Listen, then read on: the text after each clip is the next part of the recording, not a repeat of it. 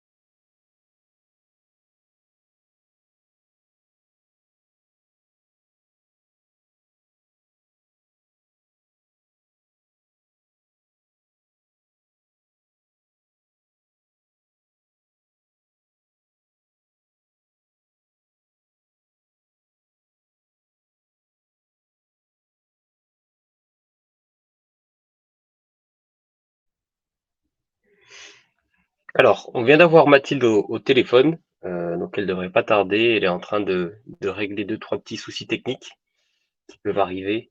Euh, il faudra juste attendre quelques minutes. On est désolé pour le retard. Peut-être en attendant, vous dire deux mots du nouveau concept. Vous avez dû remarquer si vous avez suivi nos webinaires, même si j'aime pas trop ce terme, on essaye d'inviter les maisons de gestion afin de pouvoir vous faire interagir avec eux. Ça nous tenait à cœur depuis le début. Donc, on a beaucoup tâtonné sur le concept et comment allait se dérouler l'événement. On a finalement trouvé le bon, en tout cas on pense, vous allez nous dire ce que vous en pensez, le bon setup, et on l'a appelé Ramify Invite. Pour une raison très simple, c'est qu'on s'est rendu compte que la plupart de nos clients nous posaient la même question, qui est tout à fait légitime, hein, qui est est-ce que vous connaissez telle maison de gestion? Donc aujourd'hui c'est Novaxia, mais est-ce que vous connaissez cette maison de gestion? Est-ce que c'est des gens sérieux? Est-ce que c'est une équipe compétente? Et ah, Me voici, pardon. pas de souci, aucun souci. Bonjour Mathilde, comment vas-tu? Bah, très bien, merci Samy pour votre invitation et pardon pour ce léger retard lié à ma connexion. Non, pas de souci, ça arrive, ça arrive. En plus, on a des gens qui se connectent de plus en plus. Là, on est à plus de 40 personnes, donc c'est top. Et j'étais en train d'expliquer, donc déjà, merci beaucoup d'avoir accepté l'invitation. Donc je vais commencer par te présenter très rapidement. Ensuite, tu auras le temps de nous en dire un petit peu plus sur toi et sur Novaxia. Mais on accueille Mathilde Krieger-Olivier, directrice générale de Novaxia Investissement. Encore merci pour d'avoir accepté l'invitation. Et j'étais en train d'expliquer très rapidement à l'audience ce qu'on essaye de mettre en place chez Ramify. Mathilde, toi tu es au courant, mais on a créé cette nouvelle série d'épisodes qui s'appelle Ramify Invite. On s'est rendu compte que la plupart de nos clients nous posaient la même question, une question légitime, qui est est-ce que vous connaissez telle maison de gestion? Donc souvent on leur dit oui, c'est la vérité, on vous connaît, on est en interaction continuelle avec vous tous les jours pour gérer les dossiers de nos clients, mais on a jugé que c'était intéressant de faire le lien entre nos clients et les maisons de gestion, et surtout de faire remonter toutes les questions que posent nos clients à vous en direct. Comme ça, ils voient qui il y a derrière la maison de gestion, parce qu'au final, c'est vous qui gérez l'argent, l'argent de nos clients. Et donc, c'est intéressant de créer un petit lien et d'essayer de mettre des visages derrière des produits financiers qui sont souvent assez, assez opaques. Donc, on a lancé ce concept qui est Ramify Invite. Donc, on a déjà commencé par les fonds de private equity, donc Euraseo, Altaroc. Aujourd'hui, on passe au SCPI. Ça nous tenait à cœur d'inviter donc Novaxia, qui est l'un de nos partenaires les plus anciens, même si on n'est pas très vieux. Mais ça fait longtemps qu'on collabore et ça se passe très bien. Et beaucoup de nos clients posent des questions par rapport à ça. Donc très rapidement, pour rappeler les règles du jeu, le but aujourd'hui, c'est de faire connaître Novaxia auprès de notre communauté, qui la connaissent déjà très très bien. Il y a des règles assez simples, hein. Le but, c'est pas de faire de l'autopromo pur, c'est bien sûr de répondre aux questions des clients, de mettre en avant son produit, c'est normal. Pas de présentation PowerPoint. On a vu que ça a emmerdé un petit peu les gens de suivre un PowerPoint pendant 1 heure, donc on préfère le faire de manière interactive. Et surtout, la dernière, c'est apporter de la valeur à notre communauté. Et donc, ce qu'on va essayer de faire, c'est ce qu'on a fait, c'est de synthétiser les questions qui reviennent le plus de la part de nos clients lorsqu'on leur parle de Novaxia et donner l'opportunité à Mathilde d'y répondre. Donc, deux parties. Une première partie, on va parler de toi, Mathilde, et de Novaxia. Donc, si tu pouvais te présenter toi en tant que professionnel de l'investissement, mais aussi en tant que personne. Et ensuite, on pourra passer aux questions spécifiques sur Novaxia et les CPI. Ça te va comme plan? Avec grand plaisir. Tout Parfait. d'abord, merci beaucoup encore aux équipes de Ramify de me convier ce soir. C'est avec grand plaisir que j'ai accepté cette invitation et à vous tous connectés pour qu'on puisse parler ensemble de sujets très terre à terre parce que nous allons parler d'immobilier et donc de la gestion de Novaxia Investissement. Alors, pour me présenter peut-être en quelques mots, donc Mathilde, j'ai 37 ans, je suis maman d'une petite fille de 2 ans et demi. Donc, les nuits restent encore un petit peu courtes. Et donc, j'ai le plaisir de travailler dans le monde de la gestion de patrimoine maintenant depuis un peu plus d'une dizaine d'années. Et oui, j'approche de la quarantaine. Et donc, j'ai commencé en banque privée, puis après, j'ai eu la chance de rejoindre un groupe très formateur qui s'appelle la Française Asset Management, qui est un grand gérant immobilier et donc de découvrir le monde des conseillers en gestion de patrimoine à ce moment-là. Et puis de rejoindre les équipes de Novaxia Investissement maintenant depuis un peu plus de 2 ans pour diriger la société de gestion et toute la partie, les relations avec nos partenaires CGP et institutionnels. Voilà, on a le plaisir d'avoir comme partenaire Amify maintenant depuis quelques temps, même si vous êtes encore tout jeune, depuis quasiment le début. Et c'est un plaisir partagé. Et peut-être une question que là, c'est une question perso que j'aime poser moi, mais alors, qu'est-ce qui te plaît dans la gestion d'actifs et pourquoi avoir rejoint Novaxia? Alors, j'ai eu une chance incroyable, c'est qu'avant de rejoindre Novaxia Investissement, j'ai eu la chance de travailler pour un réseau de conseillers en gestion de patrimoine et de faire la sélection des offres et des produits financiers et immobiliers, hein, parce que vous verrez que la SCPI, c'est un produit financier. Et du coup, d'avoir sélectionné les produits et d'avoir vendu les produits Novaxia Investissement. Donc, j'aimais beaucoup la typologie d'actifs, puisqu'on va parler ensemble aussi d'actifs immobiliers tertiaires, mais qui ont une capacité de recyclage urbain, donc d'une seconde vie. Et je trouve que ça a beaucoup de sens, notamment aujourd'hui. Donc ça, c'était d'abord la première chose, la stratégie d'investissement. Et le deuxième élément qui a fait que j'ai rejoint aussi les équipes de Novaxia Investissement, c'est tout l'engagement extra-financier.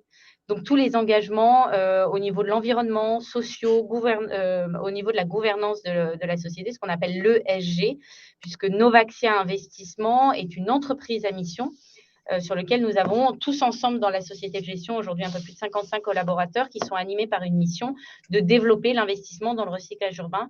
Et donc, nous sommes mis des engagements environnementaux, solidaires également au niveau de la société de gestion. Donc, voilà, pour moi, c'est un engagement qui est très fort, c'est qu'on peut aller chercher de la performance, viser à aller chercher de la performance et de concilier également toute la partie extra-financière.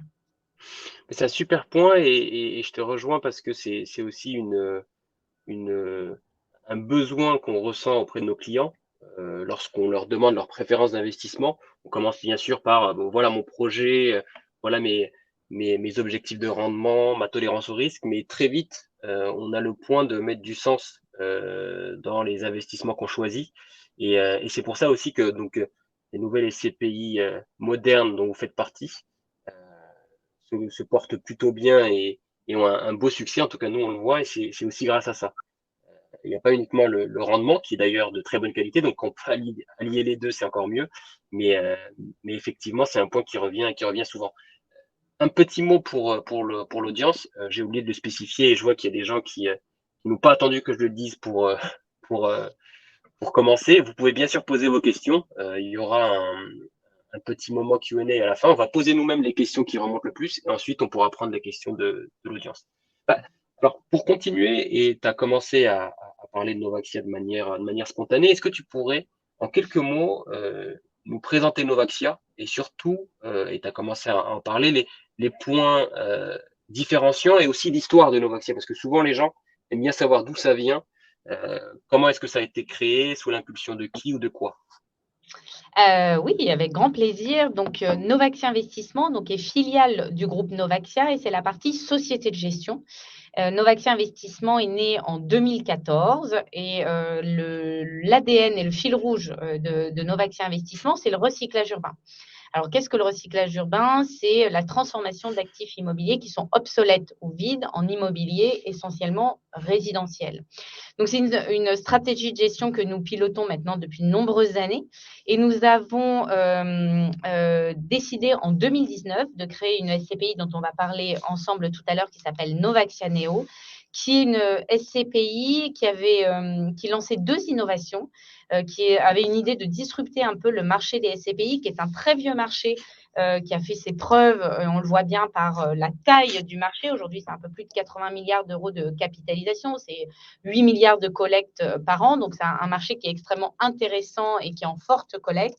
Et Novaxia Investissement a voulu un petit peu dépoussiérer en montant une SCPI avec une innovation dont on va reparler tout à l'heure, d'être sans commission de souscription. Alors bien évidemment, il y a bien des frais à un moment ou à un autre, hein, puisqu'il faut bien rémunérer la société de gestion et les équipes immobilières, donc sur des frais de gestion. Et une deuxième innovation qui était avec de la stratégie de gestion d'acheter les actifs immobiliers tertiaires qui sont loués et qui ont une capacité de recyclage. Pourquoi je vous dis ça? C'est que dans la vie de Novaxia Investissement, on a traité d'abord du recyclage urbain à très court terme et maintenant, on traite aussi des actifs immobiliers qui sont encore loués, qui ont une capacité de recyclage. Au global, nous pilotons à peu près 1,3 milliard d'actifs immobiliers, 4 fonds ouverts à la commercialisation qui sont tous labellisés ISR. Et pour reprendre votre question, Samy, c'est une société de gestion qui a été créée et qui est détenue par Joachim Hazan, donc, qui est le président fondateur du groupe Novaxia depuis une vingtaine d'années. Ok, bah donc ça répond à une question qui revient souvent, c'est une SCPI jeune, c'est une SCPI jeune certes, mais la maison de gestion a un track record assez impressionnant. Donc ça joue en la faveur de Novaxia Neo en tant que SCPI. Écoute, merci beaucoup pour cette présentation qui était hyper claire. Et encore une fois, tu as très bien entamé la transition sur les frais. Alors ça, c'est la question qui revient le plus souvent. Ouais, de toute façon, il y a une méfiance dès qu'on parle de produits financiers et des fois à juste titre, hein, parce que c'est un peu difficile d'y voir très clair. Mais donc, est-ce que tu pourrais nous expliquer, parce que au final, ce qu'il y a derrière l'absence de frais de souscription, c'est un business model qui est un petit peu différent, Oui. qu'on peut expliquer et que les gens comprennent. Et surtout, je pense que il y a, et nous, ça nous arrive, on a des clients qui on a toujours ce type de personnes, et c'est normal, hein, c'est mieux d'aller chercher la petite bête pour trouver la vérité que le contraire, mais qui vont aller regarder un petit peu en détail les frais, voir les frais, par exemple, de gestion qui sont eux de l'ordre entre 10 et 20% selon les CPI, et crier en scandale en disant ah mais vous nous dites que c'est pas 10%, mais au final c'est 18, mais c'est écrit en petit. Donc je pense que si tu pouvais prendre quelques minutes pour vraiment expliquer la structure et comment est-ce que ça marche, ça ferait du bien à tout le monde de remettre les choses en place. Oui, avec plaisir et merci de me laisser ce temps de parole, Samy, là-dessus, parce que c'est important. D'abord, j'ai envie de dire, il n'y a pas mieux ou moins bien que les anciennes SCPI ou autres. Je pense que dans les bons conseils que vous pouvez avoir, c'est de toute manière, vous faites une allocation d'actifs de SCPI un petit peu différente. Les SCPI sans commission de souscription, je dis bien puisque maintenant il y a plusieurs acteurs qui rejoignent et qui donc confirment l'intérêt de ce modèle. C'est simplement, donc il n'y a pas de commission à l'entrée. Mais bien évidemment, vous voyez, on est une société, on a 55 collaborateurs dans la société de gestion. Il y a bien des frais pour lier. Et d'ailleurs, c'est très sain qu'une SCPI prenne des frais, puisqu'il y a un moment, il faut bien rémunérer la gestion et payer des gérants. Comment se fait la rémunération en toute transparence sur ces SCPI? Elles se font à 2 niveaux. Le premier niveau, c'est au niveau des frais de gestion. Ça veut dire que les frais de gestion de Novaxia Neo sont certes légèrement plus élevés que des frais de gestion classiques, puisque nous sommes à 15% hors taxe. Mais ces frais de gestion sont pris sur les loyers. Donc, en fait, on vise, nous, un alignement d'intérêts aussi. Plus nous avons de loyers, plus les frais de gestion peuvent être importants. Donc, on a un alignement d'intérêts avec vous, clients souscripteurs, d'aller se rémunérer sur la performance que nous allons réaliser. Ça, c'est le premier élément. Donc, certes, les frais de gestion sont un peu plus élevés que le marché parce qu'il faut bien travailler et rémunérer la société de gestion. Le deuxième élément, c'est que nous faisons des acquisitions immobilières à l'intérieur. C'est la nature même d'une SCPI.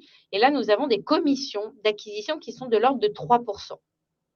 Ce qui veut dire aussi, pour faire des différences entre SCPI dites classiques et SCPI sans commission de souscription, avec des frais de gestion un peu plus élevés, si je veux être réglementairement très précise. Vous avez une différence, c'est quand vous faites une SCPI classique, déjà dès le début, vous allez investir 100. Vous allez avoir généralement autour de 10%, mais il y en a à 12, il y en a à 8,5, on va faire une moyenne, autour de 10% de commission de souscription qui sont prélevés dès le début. Ça veut dire que vous allez faire travailler 90%, 90 euros, on va dire. Quand vous en avez mis 100, il y en a 90 qui travaillent et qui vont produire des loyers. Quand vous avez une SCPI nouvelle génération, entre guillemets, vous mettez 100, il y a 3% de commission d'acquisition pour acheter, rémunérer la recherche et l'acquisition du patrimoine immobilier. Ça veut dire qu'il y a 97 euros au travail. Et ça, c'est mécanique et mathématique. C'est ce qui peut aussi confirmer pourquoi les rendements sont légèrement plus élevés. Alors, sur notre SCPI, c'est une des SCPI qui a le 3e meilleur rendement du marché en 2020 et 2021. Ça ne présage pas du futur, mais je lui souhaite en tout cas une longue vie et un beau rendement dans l'avenir. Mais c'est déjà ce qui peut expliquer la performance. C'est quand vous faites travailler 97 euros versus 90, vous allez chercher une performance un peu plus élevée. Donc là, je vous ai ouvert un peu le capot d'analyse, tout en ayant une recommandation de ma part, de bien évidemment, diversification, mutualisation, puisque vous trouverez des choses plus sympathiques sur des SCPI plus jeunes, et puis aussi des complémentarités sur des SCPI qui peuvent être un peu plus anciennes et qui offriront peut-être un peu moins de performance, mais d'autres éléments dans vos allocations d'actifs. Mais c'est exactement ça, et c'est ce qu'on pousse nous aussi. On a fait des petites analyses, c'est un petit peu notre marque de fabrique, d'essayer de décortiquer analytiquement les investissements et ça dépend aussi de la nature du projet d'investissement. Investir sur une SCPI avec 10% de frais de souscription si on investit 5 ans, c'est compliqué. Parce que le temps de rattraper les 10% perdus sur les frais de souscription, on s'y retrouve pas. Par contre, si on dépasse les 15-20 ans, ça peut être intéressant d'essayer d'optimiser les frais de gestion. Donc, tout ça pour dire qu'il y a beaucoup de choses à prendre en compte et que le fait d'avoir un portefeuille diversifié avec de la SCPI jeune, de la SCPI un petit peu moins jeune, une diversification sectorielle, mais aussi une diversification géographique, ce sera toujours en tout cas poussé par Ramify et notre équipe. Mais en tout cas, merci beaucoup pour. Je peux préciser, Samy, pardon, c'est là où c'est extrêmement important d'être accompagné. Parce que des SCPI, sur la place, vous en avez 150. Alors, 150, laquelle choisir? Est-ce qu'on choisit une SCPI en fonction du dernier rendement qu'il a livré? Moi, je ne pense pas. Alors, ça poussera en notre faveur. J'aurais dire, bah oui, allez-y, faites que du Novaxia Neo. Mais je pense il faut ouvrir le capot et c'est le rôle des équipes de Ramify. Et puis après, de pouvoir, du coup, en fonction de vous, votre projet patrimonial, d'aller choisir la meilleure SCPI. Par exemple, si je peux me permettre, hein, Samy, par exemple, Novaxia Neo, qui a une durée recommandée d'investissement à 8 ans, mais a une stratégie qui peut être extrêmement pertinente si vous avez des montages en nue propriété. Mm, Voilà, parce que le fait qu'elle soit montée sans commission de souscription sur une nue propriété, par exemple, à 5 ans, 7 ans, 8 ans, bah, elle peut être un peu plus optimisée, rien que par le montage hein, là-dessus. mm, C'est même pas mm, la mm, performance ou autre, un peu plus optimisée. Et donc, c'est les équipes de Ramify qui vont pouvoir vous conseiller en fonction de votre projet de vie.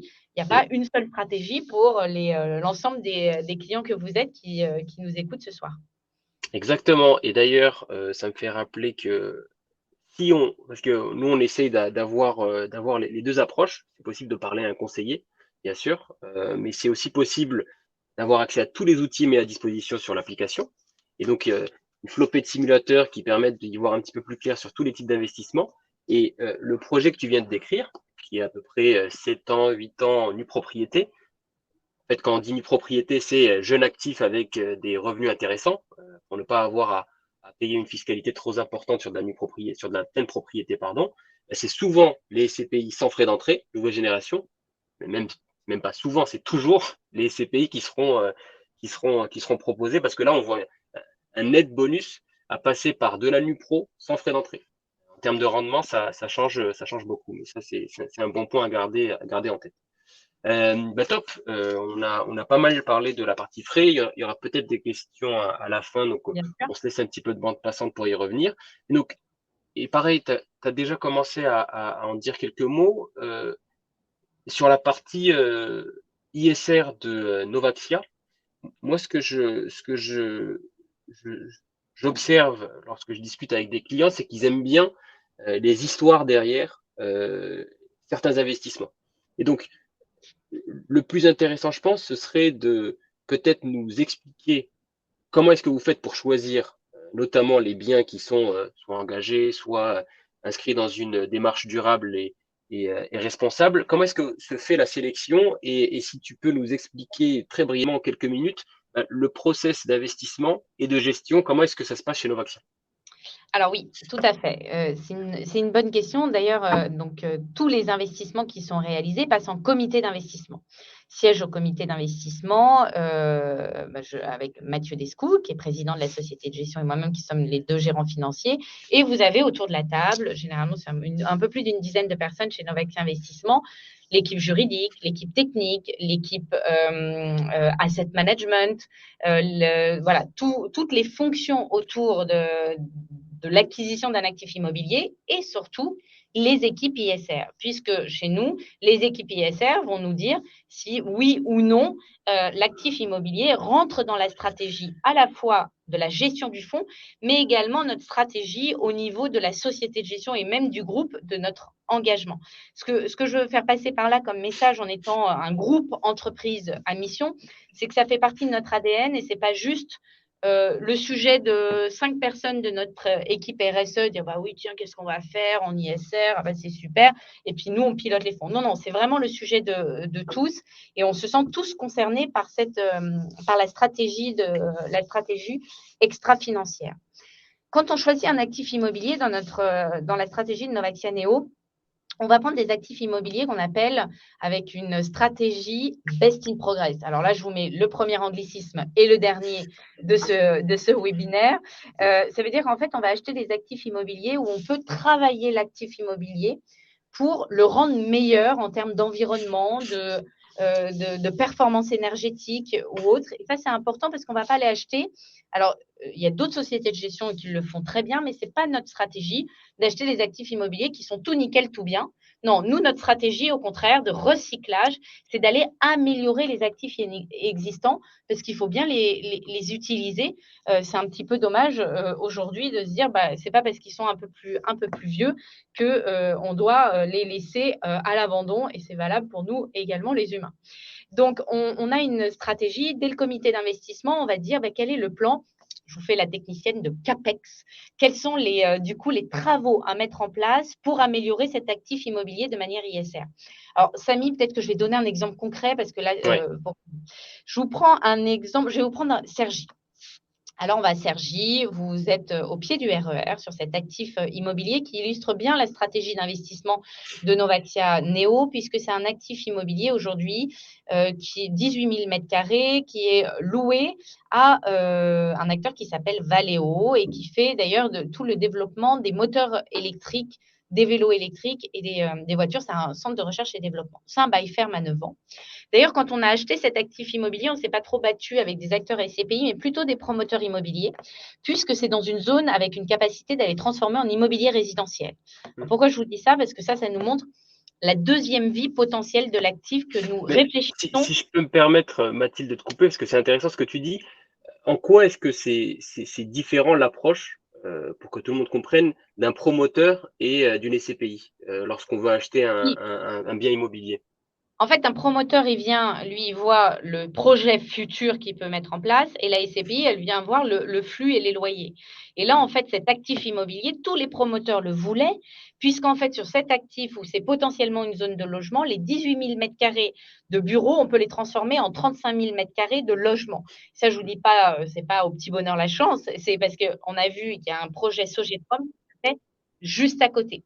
Et quand on a acheté cet actif immobilier, nous, on l'a acheté pour deux raisons. Alors, bien évidemment, pour les loyers, la qualité du bail et autres, mais se dire que si demain, et on ne sait pas toujours ce qui peut se passer, je pense que ça a été le grand enseignement de la crise du Covid, c'est que si demain ce bureau venait à ne plus être loué et qu'on n'arrivait pas à trouver des locataires, comment j'arrive à protéger votre investissement, l'argent que vous m'aurez confié au travers de la SCPI, bah, c'est peut-être en travaillant l'actif différemment. Mais ça, peut-être qu'on en reparlera tout à l'heure, c'est juste pour vous montrer dans quel état d'esprit nous avons acheté cet actif immobilier. Ensuite, sur cet actif immobilier, on dit, bah, écoutez, il faut la travailler, ce n'est pas un actif dernière génération, donc on va faire tout un plan de travaux ISR. Et pour l'instant, on a travaillé avec une société qui s'appelle IQ Spot et nous avons mis des capteurs à l'intérieur de l'actif immobilier pour voir la consommation énergétique, la consommation d'eau, également des locataires. Et rien que ça, on l'a installé maintenant il y a un peu plus de 6 mois, un an. On a permis aux locataires d'économiser plus de 20 000 euros d'électricité. Alors, à l'échelle, et notamment là aujourd'hui où vous avez un coût d'énergie qui commence à exploser, bah, c'est intéressant et se dire qu'en fait, ces actions, c'est simplement de pouvoir piloter votre immeuble. Et attention, il y a des zones qui restent allumées, peut-être que là, on pourrait mettre des radars ou autres. Ça paraît très simple et basique, mais c'est extrêmement important. Je vous engage d'ailleurs même à regarder vous-même dans vos actifs, dans vos copropriétés à faire ça, parce que vous verrez le nombre de fois où la lumière du deuxième étage, elle reste tout le temps allumée. C'est des petites économies, mais aujourd'hui, il n'y a pas de petites économies. Et ça, c'est un aspect extrêmement intéressant, puisque ça permet aussi d'apporter du service aux locataires et de fidéliser les locataires dans le temps, de leur faire des économies. Donc, c'est une partie, bien évidemment, la stratégie ISR, elle est beaucoup plus vaste que ça, mais vous donner un exemple très concret que nous allons maintenant dupliquer sur l'ensemble du parc immobilier. Super intéressant, super intéressant, et peut-être une question, qui pour continuer la chaîne de valeur, pour comprendre à quel point est-ce que vous êtes intégré. Donc vous intervenez dans la phase d'investissement et Oui. ensuite dans la phase de gestion du parc. Comment ça est-ce que c'est vos équipes? Est-ce que vous avez des partenaires? Comment est-ce que ça se partage le partage des tâches? Alors, dans la gestion du parc, c'est ce qu'on appelle après l'asset management, donc la gestion avec les locataires. Nous avons une équipe d'asset managers qui s'occupent et qui vont gérer. Après, il y a un troisième, personne qui rentre en compte, c'est le property manager qui va après gérer bah, les travaux. C'est pas Mmh. les équipes de Novaxia Investissement qui vont Ouais. installer les capteurs ou réparer Mmh. l'électricité ou autre, le chauffage et compagnie. Ils font appel à un property manager qui s'occupe des actifs immobiliers au quotidien. Voilà, donc il y a bien la distinction, mais l'idée, c'est que nous sommes en charge et en responsabilité de gérer l'ensemble de la création de valeur et de la gestion du parc immobilier. Très clair, très clair. Bah, écoute, merci beaucoup pour l'exemple. Je trouve que c'est toujours une bonne idée de donner un exemple parce que on sort du théorique et les gens peuvent se projeter un petit peu plus facilement. Et en plus de ça, ça me permet de préparer l'autre question, la quatrième question. Donc il y en a cinq, on en a sélectionné cinq, qui est aussi liée. Donc tu as commencé à parler de l'augmentation des prix de l'énergie. On est dans un contexte un peu tendu avec une inflation qui augmente, des taux qui augmentent aussi. Donc, qui dit taux dit immobilier. En tout cas, impact direct sur. Oula, je pense.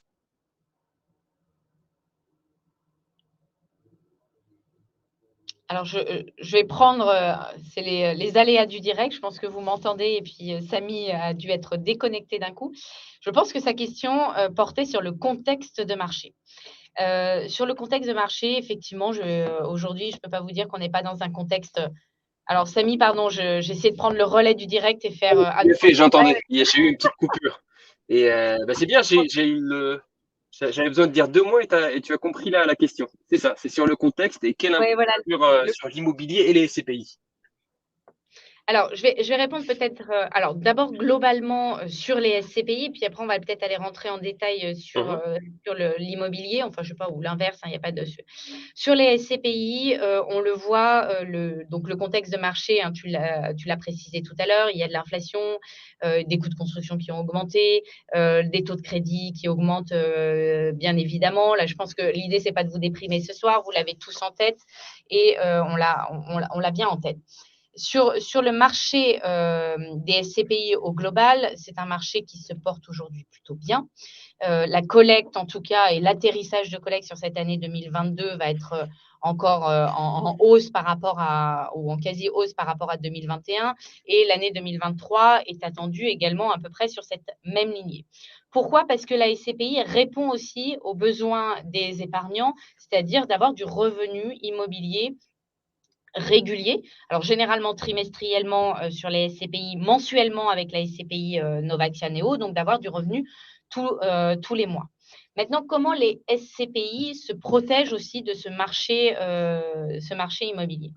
La première chose, quand vous êtes sur l'immobilier tertiaire, donc on voit bien, on ne sait pas ce qui va se passer par l'avenir. On l'a bien vu avec la crise du Covid. Je veux dire, ce n'est pas un marché qui est 100% sécuritaire et garanti, bien évidemment que non. La seule chose que je peux vous dire, c'est qu'aujourd'hui, la sélection du gérant immobilier est extrêmement importante. Je vous prends l'exemple. Par le passé, vous aviez des taux qui baissaient. Alors, c'est mathématique. Quand vous avez des taux qui baissent, la valorisation d'un patrimoine immobilier augmente mathématiquement. Donc, bon ou mauvais gérant, finalement, il suffisait d'attendre pour qu'il y ait une valorisation presque qui augmente.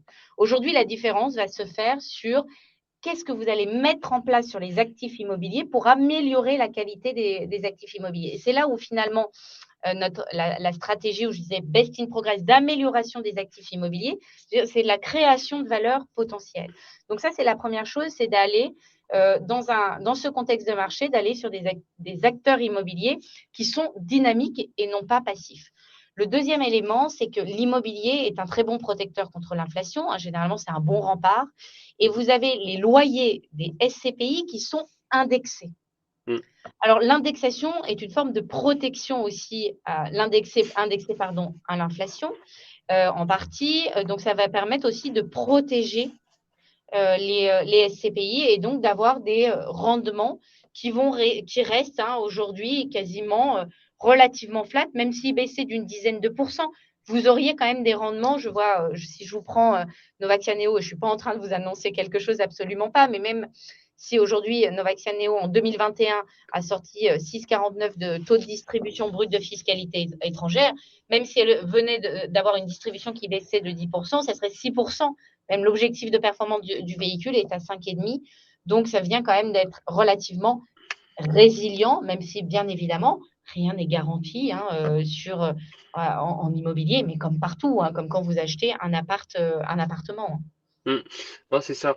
Nous, c'est aussi notre lecture, c'est de dire qu'il y a un double effet. Il y a un effet donc de baisse des prix. Donc ça, à voir comment est-ce que le prix départ va se comporter. Mais en plus, ça qui est drôle, c'est que quand le marché immobilier se porte bien, les gens se plaignent que les CPI ne revalorisent pas autant. Mais dans l'autre sens, ça arrange plus de monde. Donc à voir Alors, comment est-ce que les gérants vont se comporter, mais il y a cet effet-là aussi. alors Samy, merci parce que il doit faire un peu chaud dans la salle. J'en avais oublié l'investissement, mais il y a deux choses que vous précisez. C'est d'abord la hausse ou la baisse des prix. La SCPI a un montage qui est assez particulier, qui est extrêmement intéressant aussi, de se dire qu'elle n'est pas directement corrélée à Mm, la hausse comme à la baisse. Ce qui mm, lui met un petit coussin amortisseur. Alors, c'est pour ça que aussi, les prix n'ont peut-être pas toujours augmenté autant les dernières années, mais ça permet aussi de protéger votre investissement si on avait une baisse des valorisations. En tout cas, une chose aujourd'hui est sûre, c'est que vous voyez, des SCPI récentes portent tout son sens dans ce contexte aujourd'hui, puisque les acquisitions d'aujourd'hui se font à des prix. Il y a en tout cas, dans toute crise, on voit des opportunités. Et nous, on l'a lu déjà depuis Novaxia Neo est en forte collecte et les investissements se font surtout sur le S2. Et on a vu déjà des différences de prix entre le S1 et le S2. Donc, quand vous avez, j'ai envie de dire, dans votre sélection des actifs et des SCPI, prenez des SCPI aussi qui sont en croissance, en collecte et qui construisent aussi leur parc immobilier aujourd'hui. Bien évidemment, je remets tous les avertissements, il faut une allocation d'actifs. Donc, je ne dis pas qu'il ne faut pas faire des anciennes SCPI, mais il faut prendre des SCPI en tout cas dynamiques. Et dans la sélection aussi, la stratégie ISR, ce n'est pas la seule lecture, c'est pas la seule lecture, la performance ou autre, mais la stratégie ISR aussi importante parce que quand je vous disais que la performance demain ne va pas se faire juste en attendant et puis on attend que les loyers tombent et puis ça se passe bien. Non, aujourd'hui, il va falloir avoir une gestion plus dynamique puisqu'on est dans un contexte de hausse des taux. Et donc, toutes les stratégies ISR va permettre d'aider à fidéliser les locataires, à fidéliser, donc à aller capter du loyer, et à améliorer, à valoriser l'actif immobilier tout simplement. Et je pense que c'est intéressant ce que tu dis parce que on commence à voir on sait qu'il y a deux types de SCPI. Si je schématise bien sûr, hein, les SCPI de rendement, donc qui vont servir du loyer. Donc ça, c'est vraiment pour les gens qui ont besoin de revenus tous les mois ou de faire des montages crédits, on en parlera un petit peu plus tard, et des SCPI plus de valorisation, de revalorisation. Et là, on voit en tout cas sur les nouvelles SCPI qui sont encore jeunes et qui sont plus dynamiques, que ça allie un peu les deux. Novaxia arrive à faire du 2% en valorisation, il me semble, par an, et à servir un rendement hyper intéressant, alors que pour des SCPI plus classiques, on voit que c'est un parti pris. Soit on sert du rendement locatif, soit c'est de la valorisation de part. C'est une petite aparté parce que c'est une question aussi qui revient assez souvent. Super, je pense on a bien discuté de ce sujet-là. Il y a un sujet qui est très lié. Ce sera la dernière question avant de passer aux quelques questions posées par l'audience. C'est la question du crédit. Alors, on sait que les gens adorent investir dans les CPI à crédit. Nous, on le sent parce que on a un appétit client qui est assez marqué, mais la hausse des taux veut dire ralentissement, en tout cas détérioration des conditions de crédit. Est-ce que vous, euh, Novaxia, et peut-être que la réponse est non, hein, parce que votre métier, c'est pas de proposer du crédit, mais c'est quoi votre lecture? Est-ce que vous pensez qu'il y aura un rattrapage, vous parlez d'inflation, donc une augmentation des loyers qui va pouvoir venir améliorer les conditions des projets crédits, ou est-ce que c'est un moment où il faut temporiser? C'est quoi votre lecture? Alors, c'est une bonne question. Sur notre première lecture sur la hausse des taux, c'est que malheureusement, ça risque de continuer encore. Il y a pas mal de prévisions qui disent au moins jusqu'au mois de septembre de l'année prochaine, même si ça s'est un tout petit peu détendu la semaine dernière ou autre. Bon. Donc, sur l'acquisition à crédit, moi, je veux dire, je n'ai pas vraiment de conviction. Nous, on en fait peu à crédit. Enfin, en tout cas, nos souscriptions sont. Il y a peu de souscriptions à crédit. En revanche, je veux dire, hausse des taux, vous avez des intérêts qui sont déductibles. Donc, j'ai envie de dire, si vous avez toujours la capacité de vous faire financer, allez-y, parce que les intérêts sont déductibles. Donc, faites-le. Moi, si j'ouvre plutôt, si je le mets d'un autre côté, côté gestion, nous achetons nos actifs immobiliers à crédit également. Et donc, on a une stratégie d'aller acheter sur un peu plus de taux fixe. Il y a une dizaine de jours, même couvert une partie de notre risque de taux. Donc voilà, et puis peut-être que l'année prochaine, on va être un peu plus light sur les acquisitions, notre levier. On est en train de regarder, mais ça se pilote aujourd'hui quasi au jour le jour. Et moi, en tout cas, en tant qu'investisseur, si je pouvais le faire à crédit, je le ferais puisque je peux déduire mes intérêts d'emprunt. Donc, plus j'ai des intérêts qui sont élevés, plus je peux les déduire. Donc, vous les retrouvez en partie. Non, on est assez alignés là-dessus. On comprend les gens qui souhaitent temporiser. On peut comprendre que voilà, on n'est pas sur un investissement à 15-20 ans, on n'est pas à une année près ou 6 mois près. Mais On ne sait pas aussi, ce que ce sera. on ne sait pas ce que sera en plus de ça. Et c'est pour ça que je rejoins exactement ce que tu dis. Si on a les moyens de profiter d'un effet de levier en étant jeune avec des revenus récurrents voués à augmenter, c'est toujours une bonne idée de pouvoir, toujours, c'est une bonne idée d'investir dans ce type d'actifs, à condition bien sûr que le portefeuille soit bien construit et soit résilient dans le temps. Et Euh, puis attendez, alors je ne sais pas quelle est la moyenne d'âge de personnes connectées, mais bon, c'est une hausse des taux, certes. Bon, on la connaît bien, on a connu bien pire dans le passé. Donc, alors oui, c'est juste qu'on s'est fait un peu tous surprendre par cette hausse des taux très rapide. Mais bon, moi, ça fait maintenant quelques années que je travaille dans le monde de la gestion de patrimoine. Je me disais, bon, vite, vite, vite, il faut investir parce que c'est les taux bas, c'est la dernière année. Donc, je pense que personne ne sait rien là-dessus. Et reporter un investissement, c'est toujours pire parce que j'ai envie de vous dire, aujourd'hui, il y a l'inflation. Donc, moi, laisser sur son compte courant de l'argent, c'est que vous perdez, sans rien faire, de l'argent tous les jours. Donc, voilà, ne pas trop reporter des projets d'investissement, c'est important. Maintenant, faites-le bien évidemment, en toute connaissance de cause, que ça colle à votre projet immobilier, de bien connaître les risques et autres. Mais voilà, l'inflation est une nouvelle donne qu'il faut prendre en compte dans la stratégie d'investissement. Non, je suis tout à fait d'accord. Et je pense qu'il y a aussi un effet de, comme tu dis, de surprise. Pendant 5-10 ans, on a été habitué à des taux extrêmement bas. Et donc, le fait de voir un 3%, un 4%, Ah je dirais oui. qu'il y a une réaction épidermique où les gens disent non, non, non, non, impossible. Mais effectivement, comme dit Romain, ça se renégocie à la baisse. Et, euh, et sur un projet long terme, rien n'est fixé. Super. Bah, écoute, merci beaucoup pour ta réponse. Je pense que c'était un point de vue nouveau que j'avais pas, donc ça me permet Et même sur d'étendre le. Ouais. Pardon, parce qu'il y a des choses qui me viennent en tête. À la limite, le crédit, quand c'est pour faire du locatif avec de la SCPI, taux qui augmente, ce que je vous disais, il y a la réduction, vous pouvez déduire Mm, les intérêts d'emprunt. Le pire, en fait, c'est pour sa résidence principale. Parce que mm, là, en fait, vous prenez la hausse des taux plein fouet et mm, vous ne pouvez rien faire. Donc, j'ai envie de dire presque c'est plus fait de la SCPI versus de l'IMO en direct. Alors, c'est pas pour les mêmes objets, mais en tout cas, mm, c'est moins impactant. effectivement. Bon, bah, on a fini les questions qu'on a préparées nous-mêmes. Donc, c'est les questions qui remontaient de nos échanges avec nos clients. On va peut-être passer, parce qu'il est déjà 42 et on va pas t'accaparer toute la soirée, Mathilde, c'est promis. On a 3 questions qui sont très intéressantes, 3 ou 4, il me semble. Donc, la première, oui, c'est par rapport à la stratégie de Novaxia Neo. A-t-elle Oui. des objectifs de croissance hors France, donc Europe? Et si oui, pourquoi?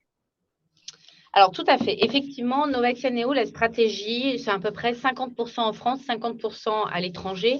Et aujourd'hui, notamment, nous sommes fortement positionnés aux Pays-Bas, qui offrent des rendements plus élevés que la France, que l'Allemagne, d'ailleurs, qui sont des marchés qui sont plus matures. Et les Pays-Bas est un marché qui est en forte croissance aussi démographique. Donc, on va chercher des actifs immobiliers à l'étranger et on veut garder une allocation à peu près à 50% France, 50% étranger. Ça a aussi un intérêt pour vous en tant que client investisseur, puisque nous allons dans les pays où il y a des conventions dites de non-double imposition. Vous êtes imposé à l'étranger et en France. Donc, ça vous permet aussi d'avoir une imposition un peu plus allégée sur des actifs immobiliers hors de la France. Alors, ce n'est pas que pour ça, on y va pour des fondamentaux de marché, mais c'est la cerise sur le gâteau.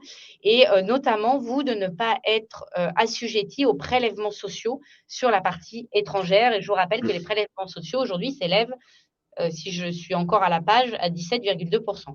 C'est ça, exactement, à la virgule près. Merci pour cette réponse. Alors, je regarde une autre question qui est, oui, alors ça c'est la question qui revient toujours. SCPI jeune, c'est-à-dire une réactivité accrue aux opportunités de marché et donc des rendements initiaux attractifs. Et donc se pose la question derrière du rendement cible. J'imagine que vous avez modélisé ça. Et voilà, c'est rentrer un petit peu dans la stratégie moyen-long terme de Novaxia. L'objectif de performance de Novaxia Neo et qui est disclosé dans le prospectus, c'est 5,5%.